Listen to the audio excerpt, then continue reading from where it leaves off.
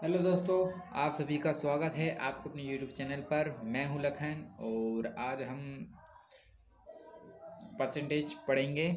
तो परसेंटेज के बारे में पहले बेसिक जानकारी ले लेते हैं और किस किस तरह के सूत्र होते हैं परसेंटेज निकालने के, किस किस तरह के सवाल आते हैं, वो सभी जानेंगे। चलिए जानते हैं परसेंटेज होती क्या है। तो परसेंटेज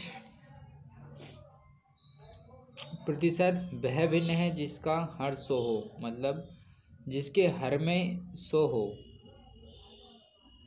वो वो प्रतिशत कहलाता है। एक्स प्रतिशत का अर्थ है किसी वस्तु के 100 बराबर भागों में से एक्स भाग। एक्स प्रतिशत का मतलब है 100 बराबर भागों में से एक्स भाग। इसे एक्स परसेंट से व्यक्त करते हैं। स्पष्ट है कि एक्स परसेंट बराबर एक्स अपन 100। तो ऊपर क्या बोला गया है, एक्स प्रतिशत का अर्थ है किसी वस्तु के 100 बराबर भागों में से एक्स भाग। तो एक्स 100 बराबर भाग हैं, उसमें से एक्स भाग है। तो इसको एक्स परसेंट लिख सकते हैं या ऐसे लिख सकते हैं। अगर परसेंट को हटाएंगे तो ये ऐसा आएगा। और चलिए उदाहरण है 36% को 36% है, अगर इसका परसेंट निकाल देंगे तो ये ऐसे लिखाएगा, मतलब इसका सरलतम रूप होगा।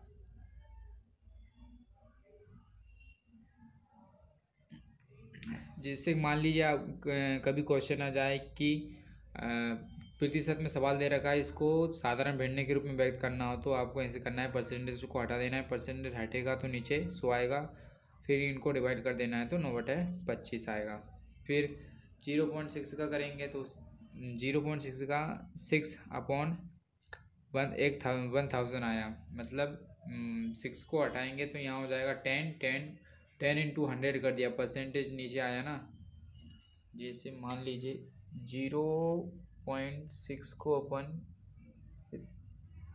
इसका अगर दशमलव हटाएंगे तो ये आ जाएगा 6/10। फिर परसेंटेज का इसमें 100 मल्टीप्लाई कर दिया तो ये हो गया पूरा 1000, 6/1000।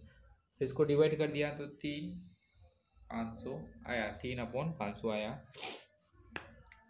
तो चलिए दो आवश्यक नियम और संक्षिप्त विधि है। यदि ए का मान बी से 8% अधिक हो तो बी का मान ए से कम है, तो ये वाला सूत्र लगेगा R/100 plus R into 100। B का मान ए से कम है, यदि ऊपर दे रखा है यदि ए का मान बी से 8% अधिक हो तो मतलब बी का मान ए से कम है। एक यदि ए का मान बी से 8% अधिक हो तो इसका मतलब ये है कि बी का मान ए से कम है, और बी का मान ए से कम है तो इसका सूत्र बनेगा R/100 प्लस R इंटू 100। यहाँ आर की जगह आपको जो प्रतिशत दे रखा होगा वो लिखनी है, दर। और यदि ए का मान बी से 8% कम हो तो बी का मान ए से अधिक होगा। बी का मान ए से अधिक होगा अगर ए का मान बी से 8% कम है तो इसके लिए सूत्र बनेगा R/100 माइनस R इंटू 100%। तो जहाँ बी का मान ऐसे कम है वहाँ प्लस आएगा, कम में प्लस आएगा और अधिक में माइनस आएगा, है ना।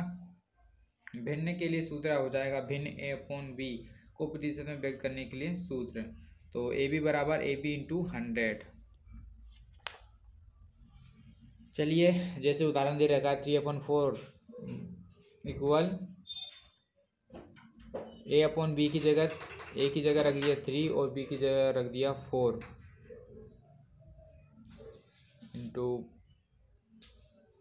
इंटू 100 कर दिया। फिर 4 से 100 को काटा तो 25, और 3 इंटू 25 कर देंगे तो आ जाएगा 75%। 0.8 का करेंगे तो यहाँ पे हो जाएगा 8/10 इक्वल ए की जगह रखा अपन ने 8 और बी की जगह रखा 10 इंटू 100 कर दिया इस वाले सूत्र से, A/B इंटू 100 से। फिर एक जीरो से एक जीरो कैंसिल, 8 इंटू 10 कर दिया तो ये हो जाएगा 80%।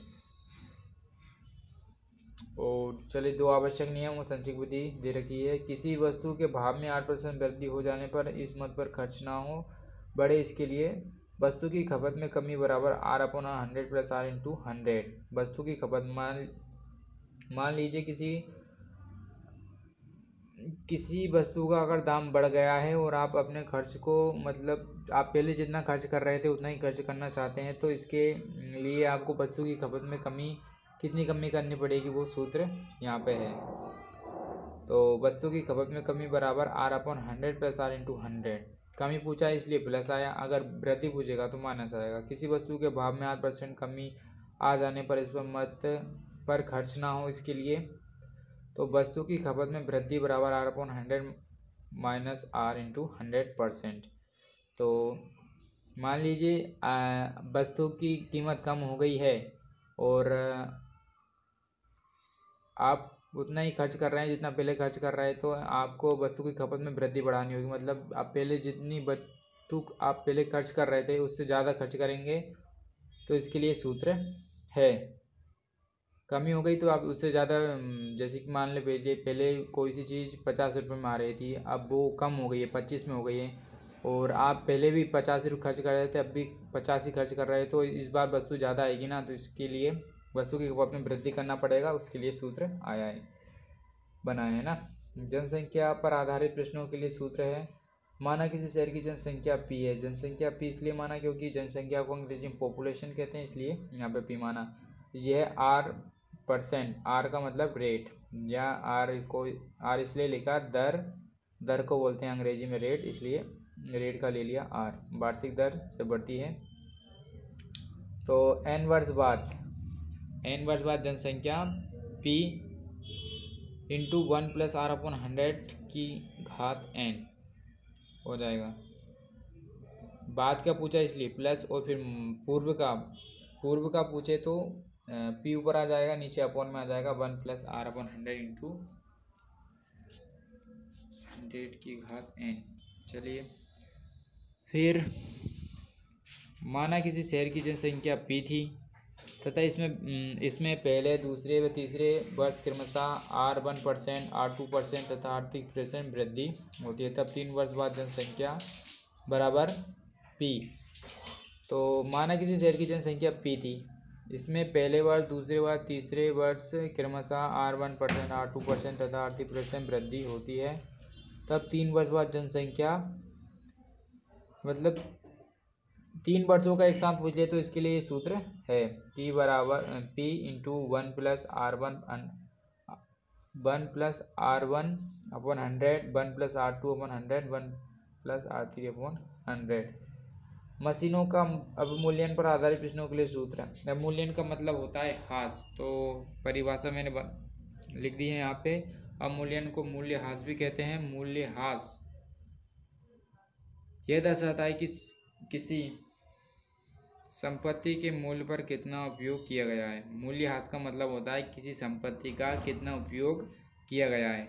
माना किसी मशीन का वर्तमान मूल्य P है, इसके बाद अवमूल्यन की दर 8% वार्षिक है, तब n वर्ष बाद, अगर n वर्ष बाद मशीन का, मतलब n की जगह पर कोई वर्ष दे रखा होगा, इतने वर्ष बाद मशीन का अवमूल्यन क्या होगा, तो उसके लिए सूत्र है P इंटू 1 माइनस R/100 की घात n, और n वर्ष पूर्व मशीन का मूल्य P अपॉन 1 माइनस R/100 की घात n। अगर वीडियो अच्छा लगा हो तो सब्सक्राइब जरूर करके जाना। Thank you.